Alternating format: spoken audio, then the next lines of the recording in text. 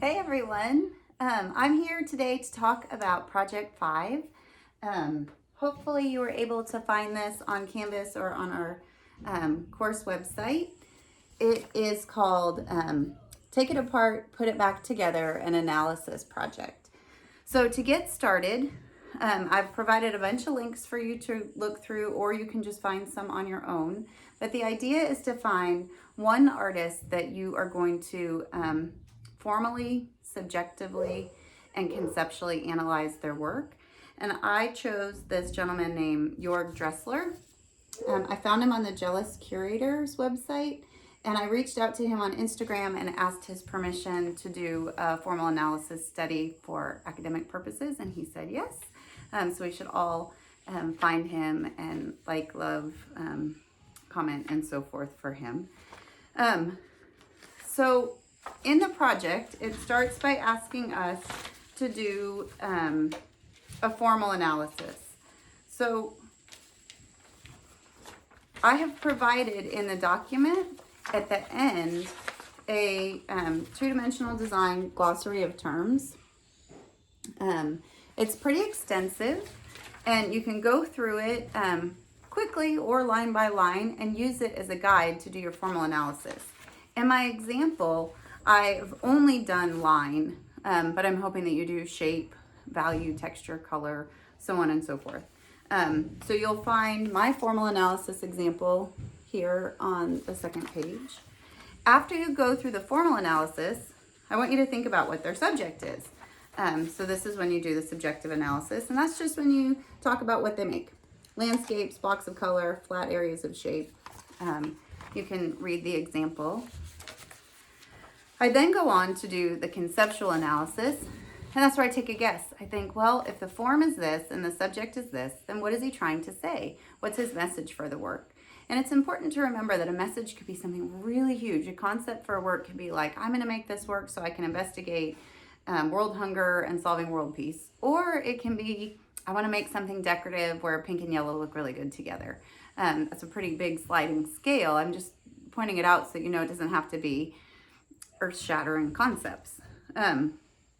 Okay, so I took a guess, thinking about what his work was, and then I researched it. I found his bio statement, I found his artist statement, I pasted some of it in a link here, and it turned out that my guess was pretty accurate based on the imagery and my form breakdown. I kind of took a good guess. Okay, so once you do all that, then we're gonna start painting. So this is the Take It Apart section of the handout, and I have asked you guys to take 2 sheets of canvas paper and to tear them down so that you end up with 4 little studies. So I have one, let me do them in the order that I did them. One little study where I was looking at Dressler's work and thinking about how he broke up space with low chroma, low value, negative spaces. And then I counted them 1, 2, 3, 4, 5, 6. Like at first glance, it doesn't look too complicated, but when you really start to break it down, you're like, oof, that's a lot of stuff. Or if he used a super flat background on some of it.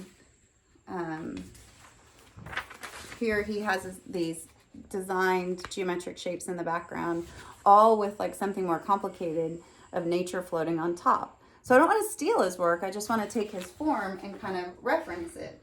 So in this one, instead of using the geometries that he used, I flattened out a image of one of my friend's ribbons, which came from this. Dressler talks about how he uses his graphic design background, and I thought I would use some imagery that relates to some of the paintings I've made in the past. So I took that bow and flattened it and simplified it in the background. And then the way that he would put the landscape on top, instead, I'm going to use the floral image. And this was just like a fast study, kind of thinking about color and that use of the geometric. I was excited in some of his work that he did have really detailed areas, and he uses what we've talked about all along with the 100s, the 50s, the zeros, the big, the medium, and the small shapes. And so in this little study, I tried that. I used his super flat background with a low chroma. It might look like I mixed a gray, but it's actually a chromatic gray that I mixed from greens and reds with a lot of white. And then trying to mimic what he did with his tree, I tried to practice with my own set of mark making using his form devices.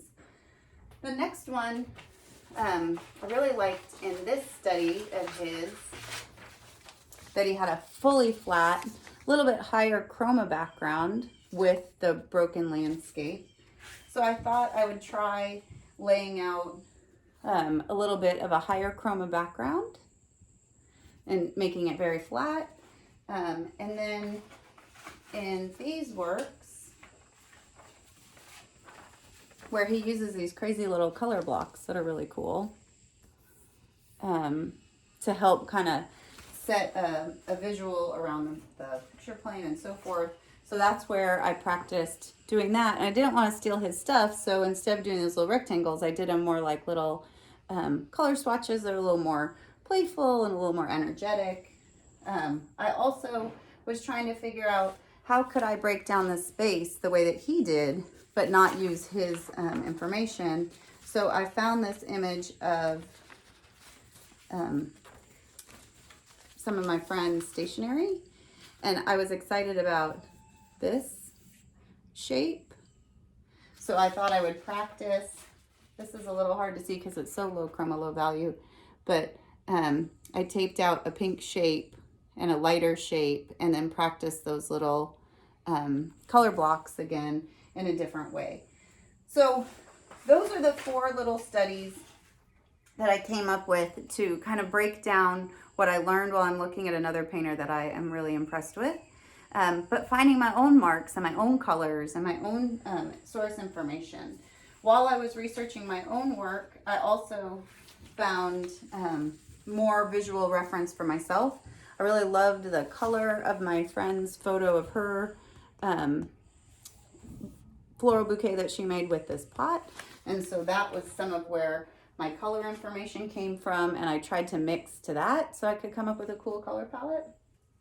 So once I finished the take it apart, now we're going to put it back together. So it says create or resolve final work based on your research analysis. The scale is up to you, but try to mimic your knowledge learned from your formal analysis. You come up with your own subject and come up with your own content. So like we've done in class, I did 4 compositional studies, kind of making a plan. It says I'm going to use low chroma grays, greens, pinks, and beiges. I'm going to use bright white, high chroma, and the small broken brush stroke with the brush strokes. I'm going to use floral and ribbon images to create these geometric shapes in the background. I might use the horizontal grid inspired by the invitations with flat backgrounds. And I want it to be about capturing something ephemeral and pretty in something static and a little more frozen in time. So from my compositional studies and putting it all together, then I created my layout on my canvas. So I've got the ribbon drawn out on the canvas that I'm going to paint in a flat way. And then I have just a loose sketch of the flowers that I'm going to paint in a more realistic way, the way that he did with his trees and his rocks and so forth.